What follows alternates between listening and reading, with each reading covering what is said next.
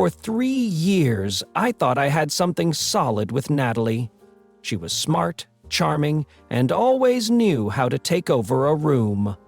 I was the quiet one, the guy who worked in IT, played board games on the weekends, and still made time for my friends. Looking back now, I realize I ignored the signs. Maybe I didn't want to see them. Maybe I was just comfortable. It started gradually. Natalie began staying out later, always claiming she was working on client development for the firm. She worked in marketing, so that sounded plausible. At first. But then came the unfamiliar perfume, the sudden designer clothes she never mentioned buying, and the way she started guarding her phone like it held state secrets. When I'd ask about it, she'd laugh and say I was getting paranoid. I told myself I trusted her. I told myself relationships needed space. But things kept adding up. She stopped inviting me to her office parties. Her girls' nights turned into full weekends away. Even the way she kissed me changed, more like a habit than a choice. The breaking point came one evening after work. I was folding laundry while Natalie was in the kitchen making a smoothie, humming like she didn't have a care in the world. Her phone buzzed on the coffee table. I glanced down without thinking. A message popped up from someone saved as Carter, MKTG. It read, "Last night was perfect. Can't wait to see you again." I felt like I'd swallowed a brick. When she came back into the living room, sipping her drink like it was any other night, I asked, "Who's Carter?" She didn't flinch. She just smiled, but it wasn't a guilty smile. It was smug. "Took you long enough, Kyle," she said, as casually as if we were talking about grocery shopping. "Yeah, I've been sleeping with him. He's my boss. It's been going on for a couple months." I blinked. "Why?" She set her drink down and crossed her arms. "Because I need a real man. Someone who's going places. Not someone who spends his Friday nights with takeout and a YouTube stream." That one cut deep, deeper than I expected. But I wasn't angry, not yet. I just felt cold, like the room had dropped 20 degrees. I asked if Olivia knew our mutual friend who introduced us. She laughed. "Olivia? She's known for weeks. So has Martin. Everyone knows Kyle. They all agree I deserve better." I grabbed my phone and opened our group chat with Olivia and Martin. "Did you all know?" I typed. The responses came in fast. Martin, "Man, don't take it personal. We just want what's best for Nat." Olivia, "We weren't trying to hurt you. But maybe this is for the best." I looked up. Natalie was watching me, waiting for a meltdown. Waiting for the scene she could tell all her friends about. Instead, I smiled. I didn't say a word. I walked into the bedroom, pulled my weekend bag out of the closet, and packed a few essentials. My laptop, a few clothes, toothbrush. I grabbed my keys on the way out. "Where are you going?" she called out, confused. "Out," I said. "And Natalie? You can keep the apartment. I'm sure Carter can cover your half of the rent." And then I walked out, shutting the door on 3 years of lies. As I pulled out of the driveway, my phone started buzzing again. Natalie, Olivia, Martin, numbers I didn't recognize. I turned it off. And for the first time in months, I felt free.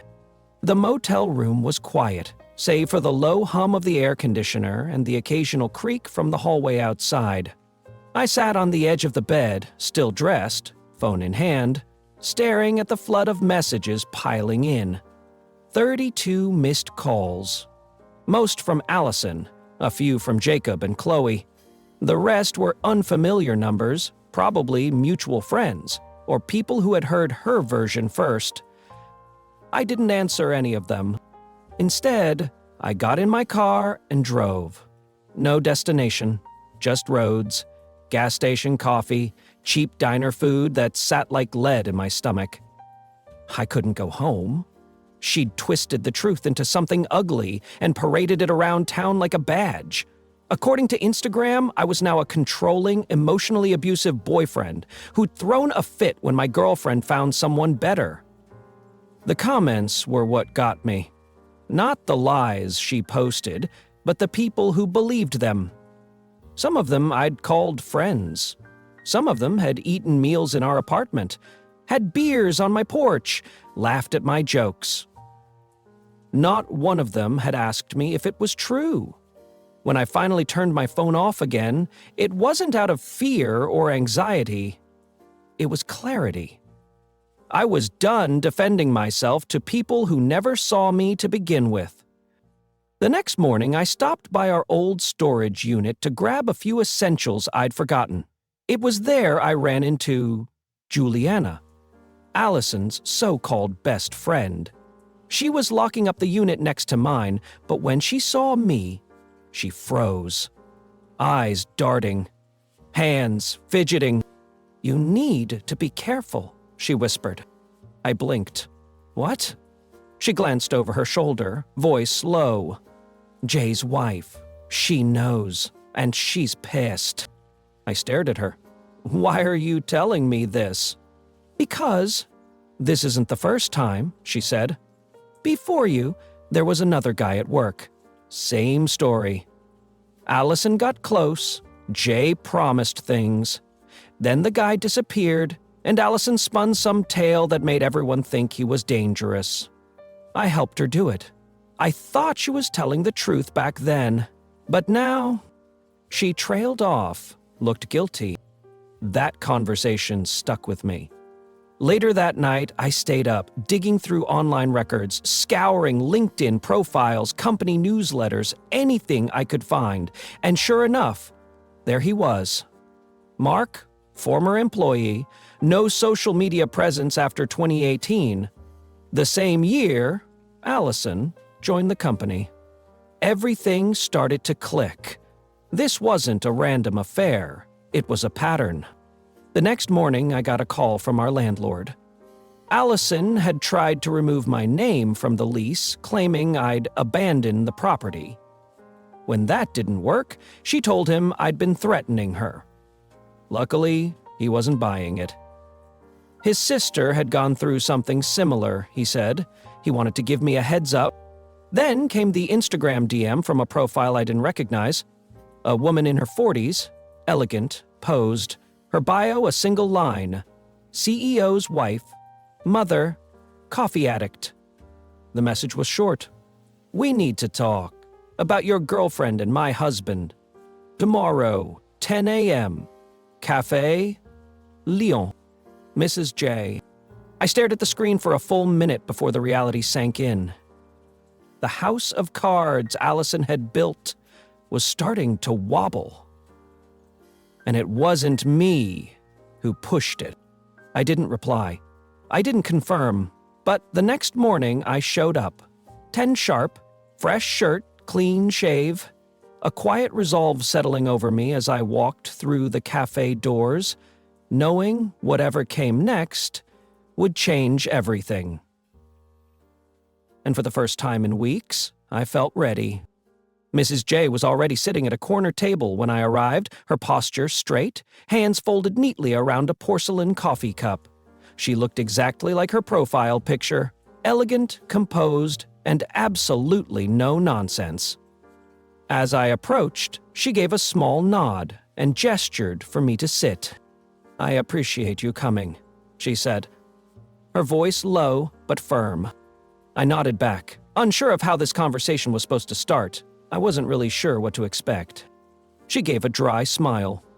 Neither was I, but here we are. For a few moments, we sat in silence. Then she reached into her bag and pulled out a manila folder, sliding it across the table toward me. "I've been collecting these for a while. Emails, screenshots, expense reports, security footage. I've had suspicions about Jay for years, but Allison confirmed them." I opened the folder and scanned a few pages. There were receipts for lavish dinners, hotel stays booked during supposed work trips, and email chains that made my stomach churn. Conversations that made it clear Allison wasn't just cheating, she was helping cover Jay's tracks while targeting anyone who might expose them. "She's smart," Mrs. J said, watching me. "Manipulative, strategic, and very good at playing the victim. Jay always picked women like that. Young, ambitious, easy to isolate. But Allison? She's taken it further than any of the others." I looked up. "Why are you showing me this?" "Because I'm done being quiet," she said, "and I think you are too. I've already filed for divorce, but I want more than that. I want to make sure this stops. And I think you can help." I leaned back in my chair, processing her words. "Help? How?" "There's a company event this weekend," she said. "Annual gala. All the executives and their spouses will be there. If you show up..." "With me?" "We can expose them in front of everyone. I've arranged everything. All you have to do is stand there and let the truth come out." It sounded insane. It sounded theatrical. It also sounded like justice. "I wasn't invited," I said quietly. She smirked. "You are now." The hotel ballroom was decked out like something from a movie. Gold accents, candlelight, soft jazz in the background. I felt out of place, in a suit that barely fit anymore, standing next to a woman who exuded power from every pore. But I held my ground. Allison spotted me within seconds. She froze mid-laugh, the champagne glass in her hand tilting slightly. Jay turned at her reaction, and his face went pale. They weren't expecting me. I didn't have to say a word. That was the beauty of it. Mrs. J did all the talking. She walked up to the podium during the board member's speech and calmly interrupted. "I'm sorry to hijack the evening," she said into the mic, her voice echoing through the room. "But I believe the company deserves transparency about its leadership, about the people it trusts." Then she played the video. It wasn't dramatic.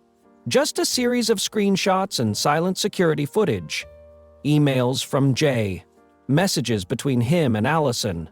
A timeline that made their deception impossible to deny. As it played, the room fell into stunned silence. Allison's face went from shock to fury to horror in real time. Jay just stood there, jaw clenched, unable to move. When it ended, Mrs. J turned to me and nodded. I stepped forward, not to gloat, not to yell, but just to exist, to be seen. Juliana was in the crowd. She stepped out of the shadows and added her voice. "I helped her hurt others.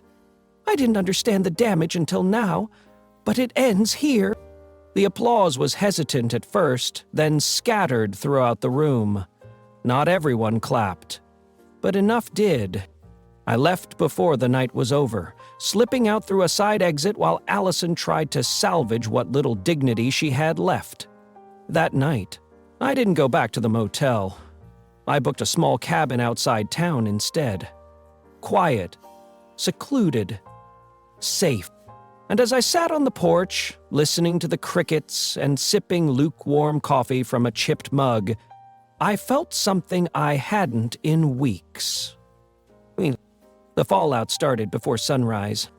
By the time I checked my phone the next morning, social media had exploded. Videos from the gala were already circulating. Juliana's confession, Mrs. J's slideshow, even Allison's outburst had made the rounds. The hashtags were brutal. The comment sections, even worse.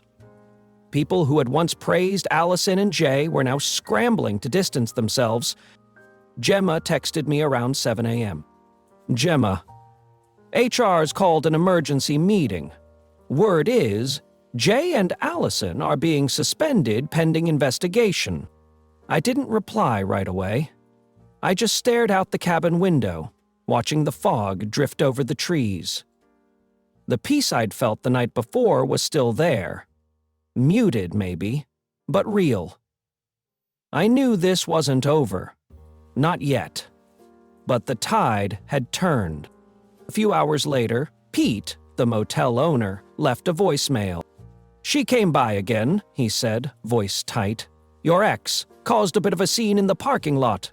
I told her you weren't there. She didn't take it well." I could only imagine. It wasn't until that afternoon that Allison made her next move. A new post on her now private Instagram account, a tear-streaked video claiming she was a victim of workplace coercion, that she'd been manipulated by Jay, and that she was being scapegoated. It was a last-ditch effort to spin the narrative, to regain sympathy. And it might have worked if Juliana hadn't uploaded the screenshots. Every private chat, every cruel joke, every calculated step Allison took to destroy reputations, mock victims, and strategize her way into Jay's good graces. There was no more hiding behind fake tears. The mask had shattered. Jacob messaged me that night. "Jacob, man, I didn't know. I'm sorry. I should have had your back." I stared at the message, remembered the one he sent the night Allison dumped me. "Don't take it personally." I didn't respond. "Later," Juliana called. Her voice was shaky, like she wasn't sure she deserved to be calling me at all. "I'm sorry," she said. "For everything. I was scared. I was stupid." "You told the truth," I said. "That matters." She went quiet for a second. Then, "You're the first person who hasn't yelled at me today." I didn't have the heart to be angry. Not anymore. The company acted fast. Jay and Allison were both fired within 48 hours.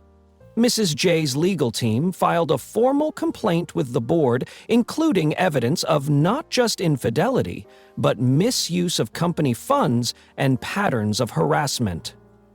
HR, under pressure, reopened cases that had been quietly closed in previous years. And then, something unexpected happened. Mark reached out. The guy who'd been pushed out before me. Turns out he'd never really let it go. He'd saved everything, emails, documents, even an old HR complaint that mysteriously vanished from his file. He'd seen the video from the gala and decided it was time to come back. We met up for coffee 2 days later. He looked older than I expected, tired in the way people get when they've been fighting a battle no one else sees. But when we talked, when we compared timelines, stories, it all lined up. It wasn't just about Allison. It was about the system that protected her and Jay for so long. That night, I forwarded everything to Mrs. J. Her response came within minutes. "Perfect. Let's burn it all down." I laughed for the first time in weeks. Because here's the thing about people like Allison and Jay. They think they're untouchable, that charm and manipulation will always be enough. But eventually, the truth stops whispering and starts roaring. And now it was finally our turn to speak. 3 weeks after the company fallout, I signed the lease on a new apartment. Nothing fancy, just a 2-bedroom on the edge of town with creaky floors and an old gas stove. But it was mine. No more motel rooms. No more waking up to the sound of Pete's ancient TV humming through the wall. Just quiet. Just space. The morning after I moved in, I brewed my own coffee for the first time in weeks and sat on the balcony, staring out at the strip mall across the street. My phone buzzed. It was a message from Mark. "Mark, lawsuits moving forward. You in?" I didn't hesitate. "Me? I'm in." His case had already gained traction. Once word got out that Jay and Allison's toxic behavior extended beyond office gossip and into legal territory, more former employees came forward. Stories poured in. Some were heartbreaking, others infuriating. Patterns emerged. Allison and Jay had done this before. Not just once, not twice, but repeatedly. Same script, new victims.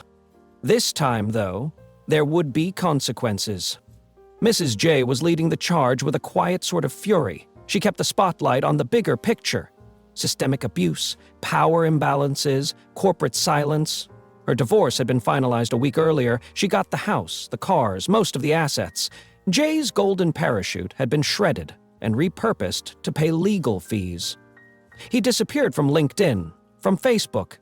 If you searched his name now, the first result was a news article with the headline, "Tech Exec Ousted in Harassment Scandal." As for Allison, she'd gone dark, deleted her socials. Word was, she moved back in with her parents 2 states away. Her name still popped up sometimes, mostly in online forums where people speculated about the fallout. One day, out of curiosity, I searched for her on Instagram. The account was gone. The girl who once lived for validation from strangers had vanished. And honestly, I didn't feel anything. Not anger, not triumph, just nothing. The people who once sided with her tried to crawl back into my life. Chloe sent a long message about misunderstandings and getting swept up in things. Jacob texted too, claimed he never really believed her, just didn't want to rock the boat. I sent Chloe a thumbs up. I blocked Jacob. Closure doesn't always come in the form of apologies. Sometimes it's just realizing you don't need one. The funny part? Work got better. Not just easier, better. I was promoted to lead developer 2 weeks ago. Gemma's now head of HR. Turns out when you remove the rot, everything runs smoother. And me? I'm dating someone. Slowly. Carefully. Her name's Rachel. She's nothing like Allison. No games, no power plays. Just quiet mornings, shared playlists, and a habit of leaving sticky notes on my fridge with awful puns. I told her about everything. The betrayal, the fallout, the lawsuit. She didn't flinch. Last night, she made spaghetti. We sat on the couch, her legs tucked under mine, watching a documentary neither of us cared about. And in that stillness, I felt something I hadn't felt in a long time. Not revenge, not vindication, just peace. Because the best kind of justice isn't loud or public. It's not about watching others fall. It's about rising in spite of them. And me? I didn't just survive. I lived